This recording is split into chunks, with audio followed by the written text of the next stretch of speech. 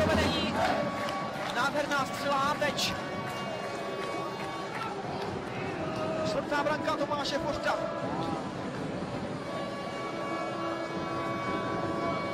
A zaskočený Ondřej Bláha. Možná tam ještě prohrál někdo z Budějovických před brankou, protože Ondřej Bláha nemohl moc dobře vidět. Heřman.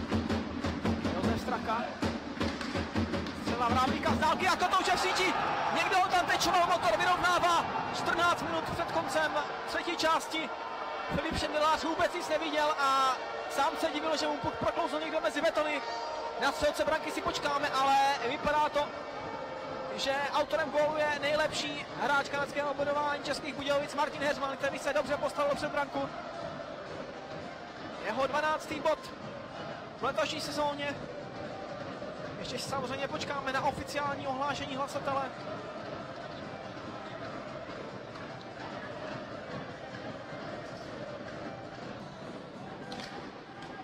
Straka vyhrál vazování pro motor a dokonce se možná dostane ke střele jenom backendem a navíc hodně velkém tlaku soupeře. Znovu Straka a znovu může jít do zakončení Straka a je to gol! Josef Straka nádhernou individuální akci posílá motor do vedení 2,5 minuty před koncem zápasu, tak tohle je akce kapitána, jak má být, podívejte se na tu radost na hostující tribuně. Josef Straka nádherně vykroužil kolem celého brankoviště a už od té založení akce povazování je výborně. Pracoval s Kotoučem, zkušenost, která se teď motoru vyplatila.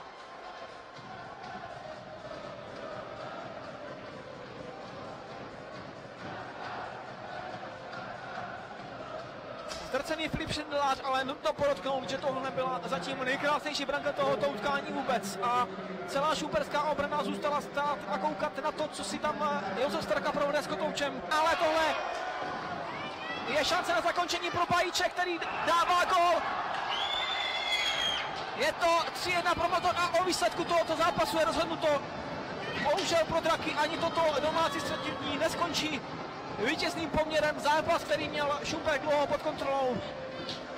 Nakonec vedoucí tým tabulky dostává do své moci a Rok Pajíč zasazuje třetí puk do domácí klece.